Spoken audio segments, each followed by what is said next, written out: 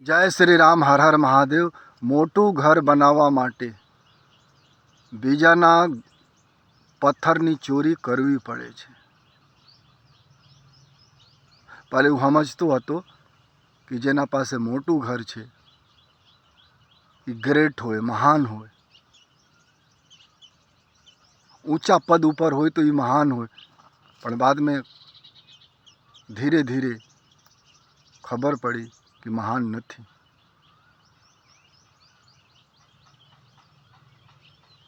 મહાન મનુષ્ય કોણ? ચરિત્રવાન હોય, પવિત્ર હોય, નડતર રૂપ ન હોય,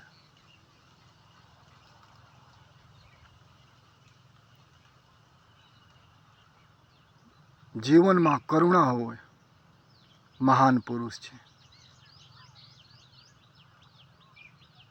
કારણ વેદો કહે છે સર્વે ભવંતુ સુખિનઃ. દરેક મનુષ્ય સુખી હોવા જોઈએ. દરેક મનુષ્ય ક્યારે સુખી હોય? જ્યારે બધા મનુષ્ય ભરપેટ રોટલા ખાવે, કોઈના શરીરમાં રોગ ન હોય,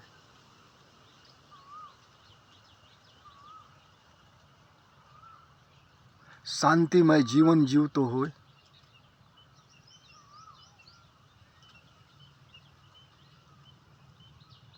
તો મનુષ્ય નિરોગી હોય. સર્વે ભવંતુ સુખિનઃ. દરેક મનુષ્ય સુખી હોય. ક્યારે સુખી હોય? શરીરમાં રોગ ન હોય, કષ્ટ ન હોય, વિપદા ન હોય.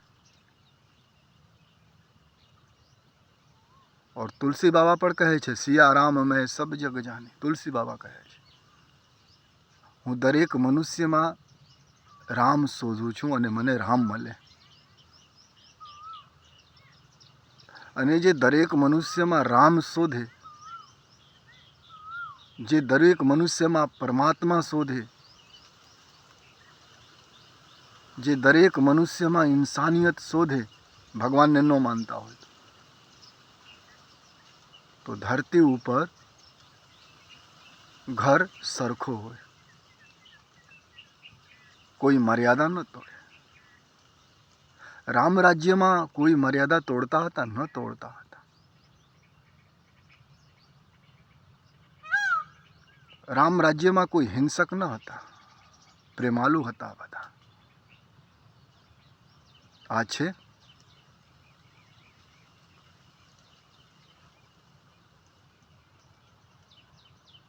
રાજા માટે પ્રજા પુત્ર જેવા હોય.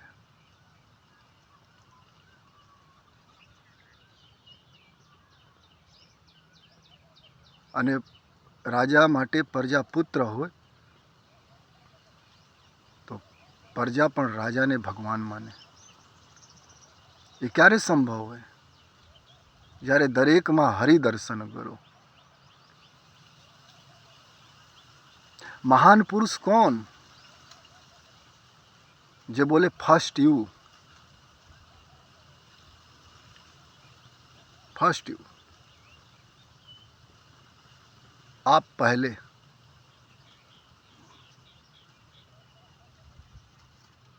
દવાખાનામાં જતો હોય અને કોઈ દર્દી, દવાખાનામાં તો બધા દર્દી જતો હોય, પણ કોઈ દર્દી એવા હોય જે આપના કરતાં એને જ્યાદા જરૂરિયાત હોય, તમે આ પહેલે. રેલગાડીમાં જતો હોય અને કોઈ કમજોર માણસ હોય, તમે બેસો પહેલે. ફર્સ્ટ યુ, એ મહાન છે. આજના લોકો ફર્સ્ટ યુ નહીં, ફર્સ્ટ મી. પહેલે મારું ઘર ભરી લો, મારું ઘર ભરી લો, મોટું ઘર બનાવી લો. પછી રામજીને તો લોકો યાદ કરે છે, કૃષ્ણ ભગવાનને યાદ કરે છે, વિક્રમાદિત્ય જેવા રાજાઓને યાદ કરે છે. પણ આજના રાજાઓ, શાસકોને કોઈ યાદ કરે છે? એ લોકો બોલતા હતા ફર્સ્ટ યુ.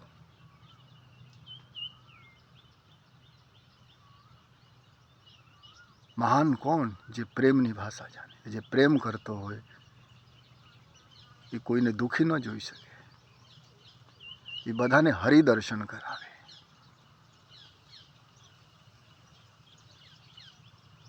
એને ફરક નથી પડતો. નરસિંહ મહેતાને જોઈ લો, બધામાં હરિદર્શન કરે અને બધાને પ્રેમ સાથે રાખે. તો તમે મોટા છો, યુ આર ગ્રેટ પર્સન. મોટા कौन है? महान पुरुष कौन है?